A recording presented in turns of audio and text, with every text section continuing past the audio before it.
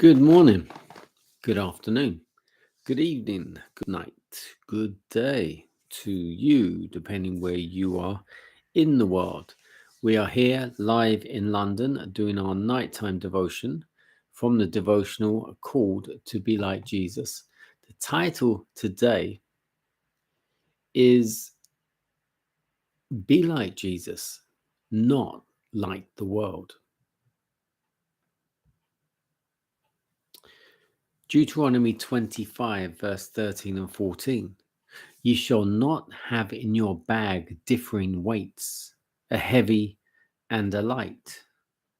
Ye shall not have in your house differing measures, a large and a small. Those who profess to love and fear God should cherish sympathy and love for one another, and should guard the interests of others as their own.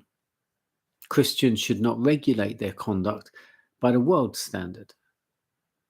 In all ages, the people of God are as distinct from worldlings as their profession is higher than that of the ungodly.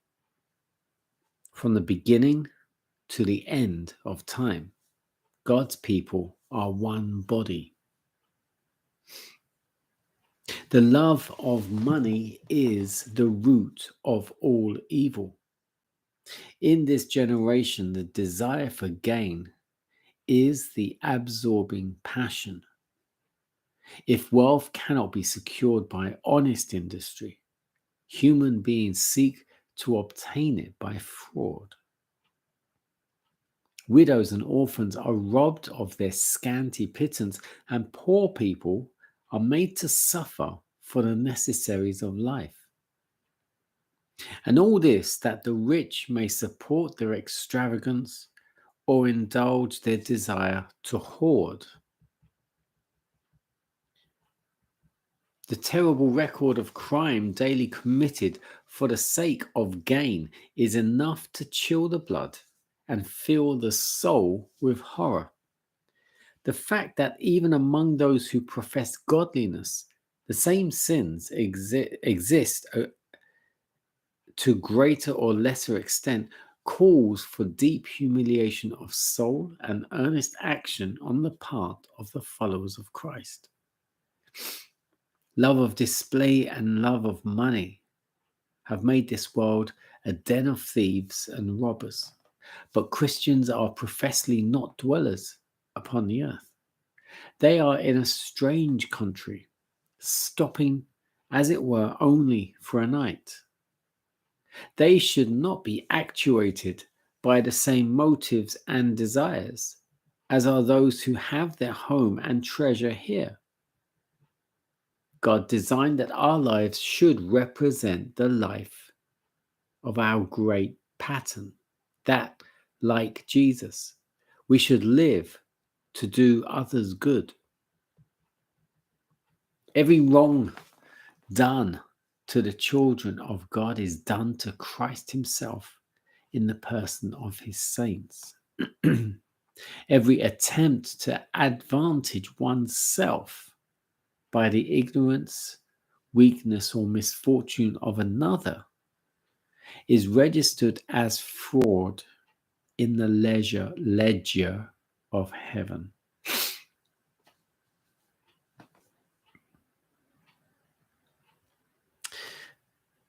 There are plenty of people committing fraud these days. And it's interesting where it says about widows and orphans are robbed of their scanty pittance. Poor people are made to suffer for the necessaries of life.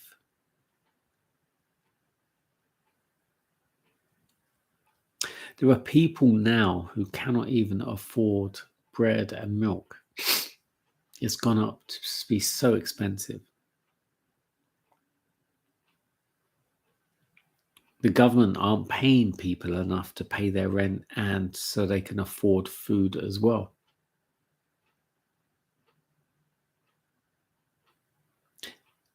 And then you've got lovers of self.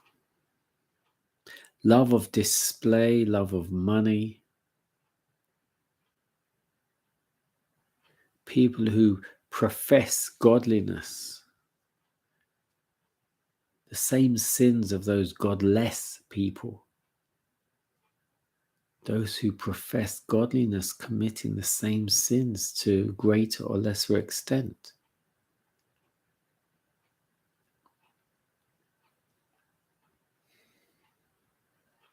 What does that mean? There are people who are working in insurance companies, and insurance on a general scale is a big scam. There are people who are working in the gambling industry, which in essence is a sin because you are gambling with what is not yours. Even though you have money in your pocket, it's not your money.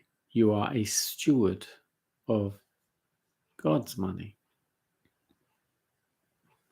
And if you're working in the industry, you are helping people gamble with and lose their money.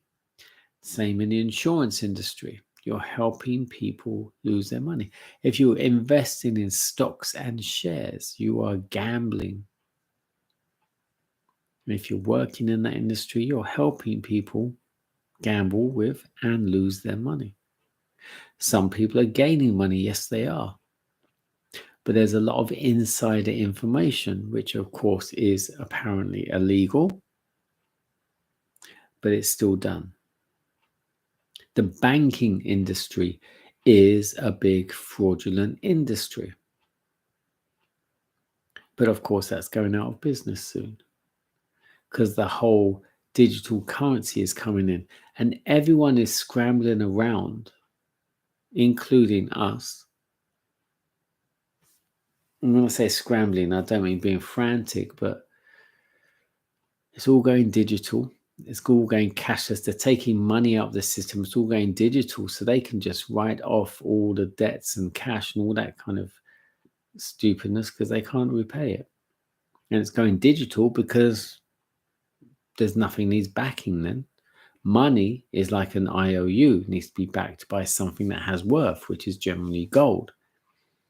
When it goes digital, it doesn't matter then, doesn't it? There's nothing to back it up. And the thing is, when it goes digital, you might have 100,000, let's call them pounds or digital pounds in the bank, in the crypto bank. But you might just step out of line and do something wrong and they'll just go flick of the switch and all your money's gone. And you can't do anything about it. They'll say there are governing bodies to protect it, etc., but you can't do anything about it. Just the same if you want to travel to a country and you've done something wrong, they just flick a switch and your passport can't take you anywhere. They can cancel your whole identity just flicking a switch. The love of money is the root of all evil. The desire for gain is the absorbing passion. How many people are online, YouTube and Instagram, and they're making their money by making all these kind of videos, people showing their bodies, and I say people because there's men and women doing it. Doing that Friends thing where people pay per view. I can't remember what it's called. It's all love of self and love of money.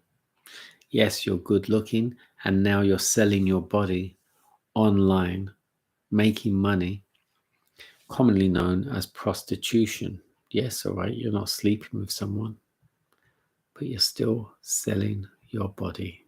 The love of money is the root of all evil.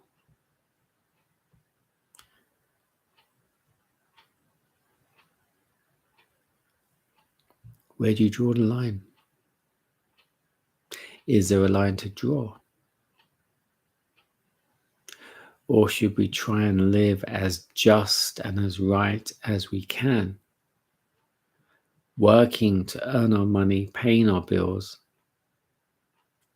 and not relying on other people? Yes, when you're working, you're relying on other people, but you are earning your money in a just and right way.